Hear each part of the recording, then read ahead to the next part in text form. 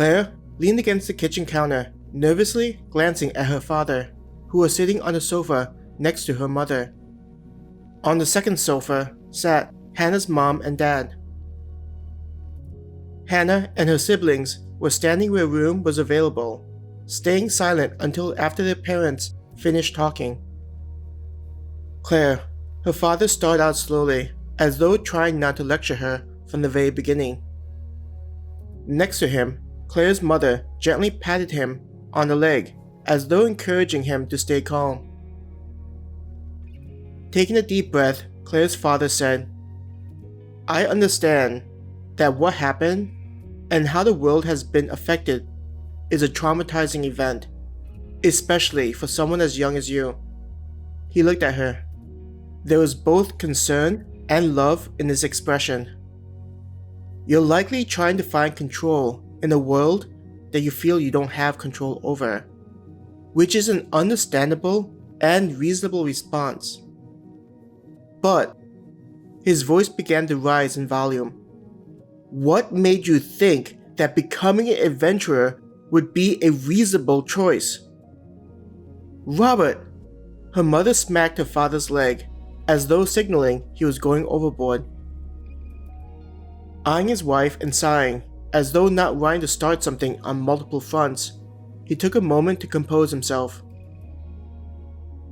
"Daddy, I get you're angry, but I'm not sure that what Claire did was unreasonable." Abby came to Claire's defense.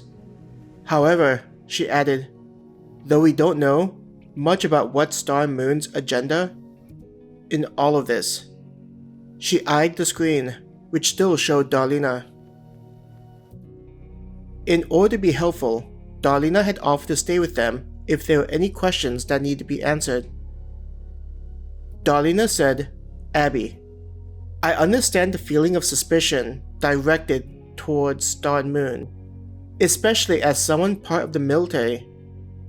But I would like to add that we have no ulterior motive in providing our services.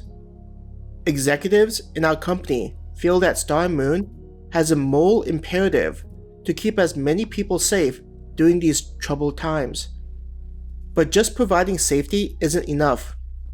We want to empower people to become independent and forge their own paths. This is why the Adventurer Guild exists and is made available to all." She gave a friendly smile. It was as if their suspicions were not something unexpected. Abby just looked at Darlena, not responding to the robot's words. Seeing her older sister being silent, Claire understood that Abby was dissecting the words of Darlena and seeing if there was some kind of angle that was being played. "Dad?" Claire hesitatingly started, unsure of whether it was a good idea to mention it. Her father, who had been looking at Darlena, turned his attention back on Claire. "Though being an adventurer is potentially dangerous, it's something that both Hannah and I have a lot of potential in doing, and it allows us to protect ourselves." Claire wanted to look away from her father's eyes, but she knew it was essential to stand her ground. "What do you mean?" her father asked, looking confused. "If you'd allow me to explain," Darlena voiced out, attracting everyone's attention. When it saw that it had everyone's attention, Darlena continued, "Your children have one of the highest absorption rate we've seen inside this underground city. For developing into adventurers, they're in an extremely fortunate position." "Absorption rate," Abby repeated as though to herself. "That's what dictates how quickly we can absorb the energy, right?" She looked at the robot. Darlena nodded. "Correct. More important than a person's level, the absorption rate is an excellent indicator as to an adventurer's potential. There are ways to increase it, but they are difficult and time-consuming, so starting out at a higher grade can be seen as extremely fortunate." Listening to what Darlena was saying, Claire caught a brief flicker of the robot's eyes as it glanced at her. It was as though the robot was letting Claire know that it was intentionally hiding what had happened with Raven and the Dryad. Seeing that Darlena was sensitive towards such delicate information made Claire appreciate the gesture. Though she didn't enjoy hiding the information from her parents, Claire didn't know if it would be a good idea to reveal such information.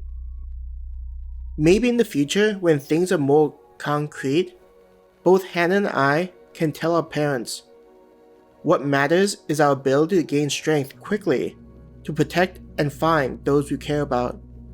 She thought to herself, squeezing her fists, determined to see herself reach the goals set on herself.